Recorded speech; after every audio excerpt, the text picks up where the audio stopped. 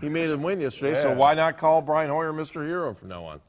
He was a hero yesterday. Bubba said it last night, Cardiac Kids too. Look, you've got 2 games that came right down to the wire. Yeah. Okay. Oh, man, do we have 14 more games like that come down to the wire? I don't know. I don't maybe just sleeping here on Sundays or just wired on the set, waiting for this show to start if that's the case. Hey, Eric, can you go back to I guess it's WEWS News Channel 5 now. If you go back to that on Twitter real quick and look that up, and there was a retweet that they just did. I'm sure Chris just did it, and we'll check this one out. This is kind of fun. Which one do you want to read? This one. This one. It says, "Are you people idiots?"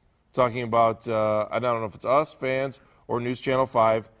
Cleveland Browns deserve a 1,000-yard penalty for giving Manziel any time. Hoyer is the quarterback. I kind of agree with that.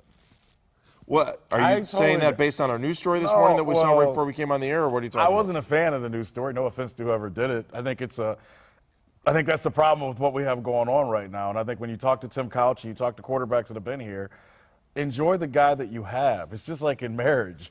You're married. Now I got to be careful. Yeah, you better be careful. It's early. But, it's just like it's okay to look at the menu, but it's no sense in going out there trying anything else if you're happily married. The Browns are happily married with Brian Hoyer right now. They are. Johnny Manziel is just that's just it's not worth it right now. What are you accomplishing?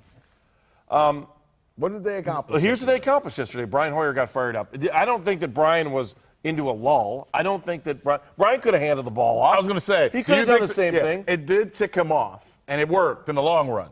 But do you think you needed to tick him off? You know what I mean? Do you really need to take him off for those 2 plays? Well, here's what I'll say. You go 0-3 to start the season, Johnny Manziel's back after the bye. So that's why yesterday's win was so important for Brian Hoyer. That's why at the end of the game we talk about kissing the ground and feeling so good. I mean, yesterday's game for Brian Hoyer, that's what movies are made of. They really are, because you got a kid. I mean, I could just see the opening shot. It starts at St. Ignatius and shows this young kid 10 years ago, and it pans back out, and it shows a young kid struggling to make the team at St. Ignatius. Then you flash forward 10 years later, and all of a sudden he's got the ball on his own 4-yard line and driving his team down the field. It's great. Let me ask you this, though. And the point you made, I'm not disagreeing with completely. We all said if they start 0-3, they're going the bye week, the noise will get too loud, Johnny will start in Tennessee. That's what we've all agreed with.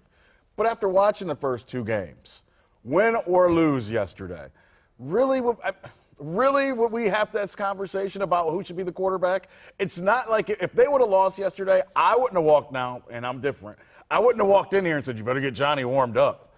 I mean, to be completely honest, the one pass Johnny did have, and we've talked about this off there, but you guys probably heard me. The guys on NFL Network last night were not making fun of Johnny, but they were explaining why Johnny's not ready. The pass was dropped by Ray Agnew on the sideline when he got hit. But if he doesn't do the pirouette, the Johnny spin as I call it, and he just throws the ball when Agnew's open, Agnew was open for 4 seconds, and not those quick 4. It was 1 Mississippi, 2 Mississippi, 3 Mississippi. That shows that Johnny still doesn't have a feel for what's going on out there, because that could have been, instead, you may have given Hoyer a 3rd and 3. Instead, Hoyer has to go back there on 3rd and 12. I don't think it helped anything. I get the narrative that if they're 0-3, we start talking about them.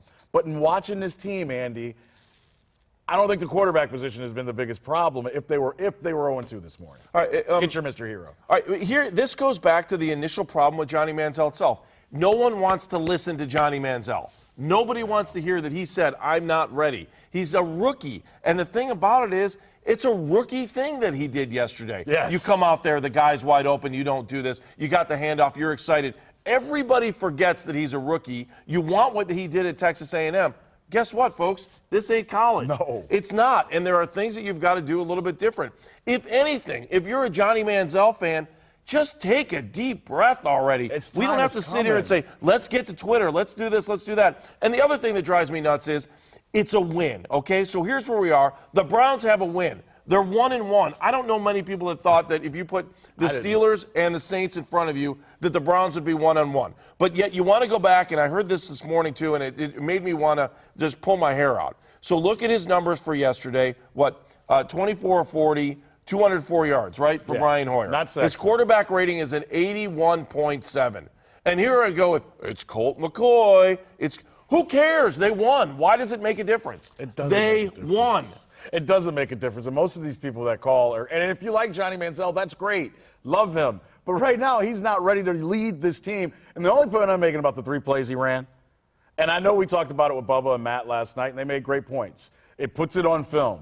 But the 3 plays you put on film are exactly what teams expect to see from Johnny Manziel. They expect the read op. Like, they didn't show them anything that they're going, oh, like they're not in Baltimore waking up this morning going, man, we got to put something together. Did you see Johnny in there for those 3 plays?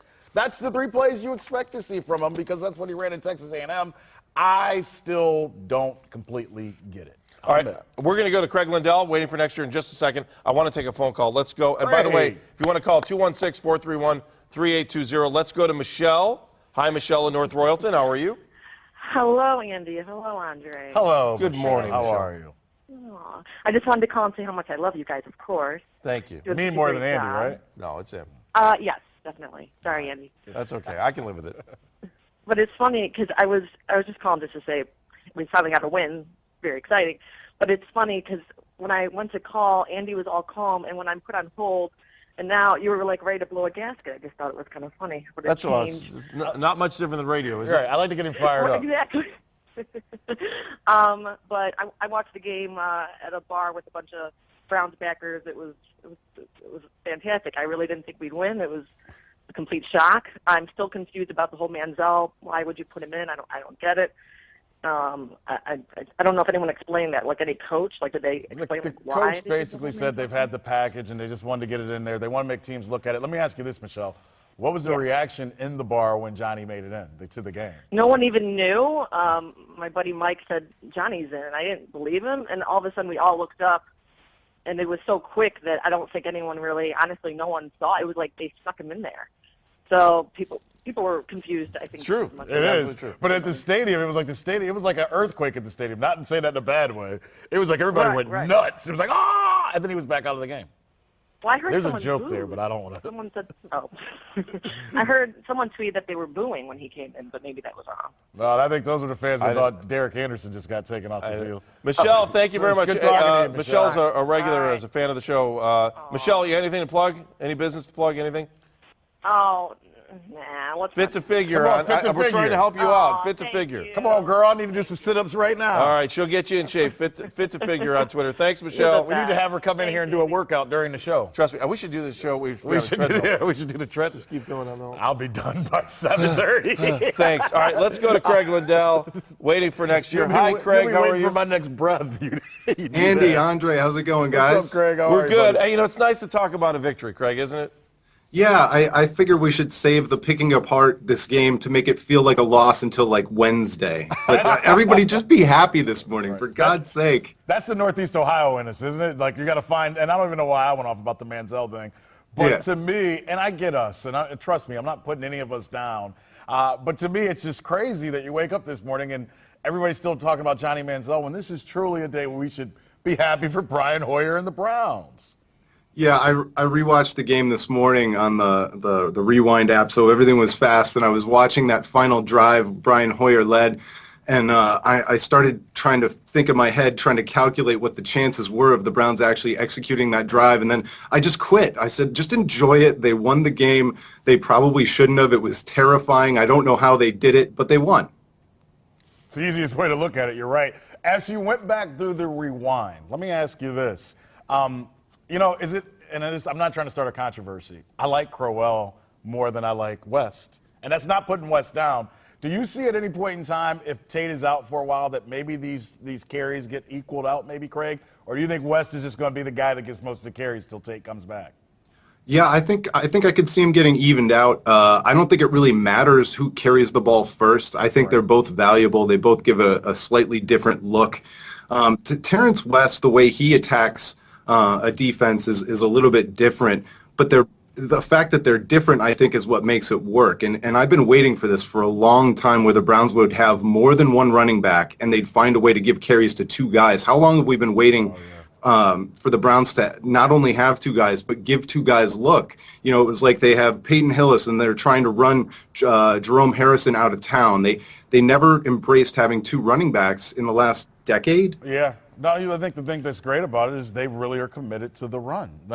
We've heard every But we coach, knew that going into the season. You're right, but we've heard every coach say that. You also know had what I Ben mean? Tate in that mix, though, too. And Ben Tate, and I'm not putting him down, you have something with these two young guys. And Craig is right, since really 85 with Mack and Biner, and I'm not saying they're Mack and Biner, because their styles are different, but they work with this offensive line. I told you this last week, and the more I watch Crowell, I see what we thought Trent Richardson was going to be. That's a great point. Seriously, that is what we thought Trent Richardson was going to be like, and I'm not saying because they got their hair coming out of the back of their helmet. The way he runs is like a sledgehammer. I'm too busy writing the waiting for next year headline. Andre Knott compares Crowell and to Biner and Mack. I'll wait on Twitter because I know I'll be getting tweeted as soon as that happens. Go for it. No, nobody takes anybody out of context on Twitter. It doesn't happen. Never. Craig, were you at the game yesterday? Or did you watch it on TV? No, I was at home. Yeah. You were at home yesterday. One of the things that the players said after the game was that the crowd truly made a difference. Carlos Dansby, he said, hey, it was one of those typical sound bites where you're like, yeah, the fans, they really helped us out today. It was like it's nothing typical about that guy, though. I love him. No, I mean, he was just like, you cannot believe how loud the fans are. In fact, they truly affected Drew Brees yesterday. Yeah. I don't know if it's about the reconfiguration. We'll talk about that. But how about the way they handled Drew Brees yesterday? The Browns were up. The Browns had 10 points, and Brees had 9 yards in the air at the end of the first quarter. I think that was astonishing, and I also think that set the tone for yesterday defensively, and that kind of carried him through the rest of the day. Yeah, that first drive and Carlos Dansby just in general, I mean, he was easily the MVP of the defense. His pressure, the way he not only identifies a hole in the offense, but gets through and actually makes a play. We haven't had a playmaking linebacker in the middle in a very long time. Everybody loves DeQuell Jackson. He's an absolutely great dude. But Carlos Dansby is a playmaker. And he was hitting guys hard. He was setting the tone. Even Joe Hayden, lowered his shoulder and hit a couple runners, kind of feeding off the early energy of that defense. And it was all starting with Dansby, I think. I'm glad you brought up Joe Hayden, and I think this is something that Andy and I will disagree with. You have waiting for next year. I think we should all wait for the next time we get a target like the tight end from Graham. Jimmy Graham is unbelievable. Yeah. You don't stop him. And Craig, go to Twitter. And people are killing Joe Hayden. And I'm going, do you watch Saints games? Like, you got to double that guy. That guy is unbelievable. I'll say this about Hayden. Throw out other than the times he got caught up on Graham, he tackled yesterday, as Craig brought up. He stuck his nose in there against the run. And otherwise, you didn't hear from Marcus Colston all game. No. Brandon Cooks, you didn't really hear from either. I give a lot of credit to that secondary, especially after what Justin Gilbert went through in week 1. Because Jimmy Graham is unbelievable. Nobody stops him, Craig. No, he's so big and he's so strong, and nobody in man-to-man. I mean, Joe Hayden's a great defender, but even when he's against A.J. Green's tall, but he doesn't have that big physical size. But while we're talking about people getting crazy and dogging Joe Hayden on Twitter, the comments at Waiting for Next Year last night were suggesting that maybe this is an opportunity now for the Browns to trade Jordan Cameron because they played well without him. Craig, I'll leave it at that. I can't even go on beyond that. People can't get out of their own way, Andy. That's true. We can't just be happy. Craig, thank you so much. WaitingForNextYear.com. We always appreciate your time every Monday morning. Thanks, guys. Thanks, Craig. Buddy. All right, Tim Couch is back with us, and we're going to be joined by him in just a second. We're going to do a little grade the team here in a second as well, too. I'm just curious about the home field advantage, because we started to talk about that for a second. And let's bring Tim back in here, too, as Tim's back on the Skype line. Hi, Tim. Thanks for coming back with us. No problem. All right, look, I think one of the things that this team's had a lot of trouble with, and I'm sure you can touch on this, is creating a home field advantage. And I think Dante Whitner's been talking about it for a long time. I know the Browns front office really wanted to focus in. They changed the stadium a little bit. They put new scoreboards in. They made the lower bowl a lot more intimate than it was before. How hard is it for that stadium to it just seems weird for me, and I'm trying to find the question here, but it's Carlos Dansby yesterday saying the fans really made a difference. Tim, how loud can that stadium be even when you were playing in it before the re-bowl configuration? Well, it can be really loud, and it can be an intimidating place to play. We just have to start winning more games in there. That's what it comes down to, because when the Browns are playing well and they're winning, the fan support is unbelievable. in that stadium. So it's you need to make it a tough environment to play in because you go to other places in our division and it's super tough to go on the road and play at Baltimore and Pittsburgh, and now Cincinnati is playing at a high level. So we need to make a Cleveland Browns stadium just as intimidating as those other venues are. And it felt that way yesterday. It did feel that way. And I'm with Tim. I'm not putting down anybody. I don't think it has anything to do with reconfiguring. I mean, because it does look nice, but if you play well in Cleveland, they cheer. It's pretty easy. But I do think the sound system helps. I think it's moving people down. What's that, Tim? I said you got to win games. The fans got to get into it. The team is winning. That's all you need. Okay. All right, Tim, hang on the line. Let's see. We've got Kenny Rhoda here, so we've got Tim here.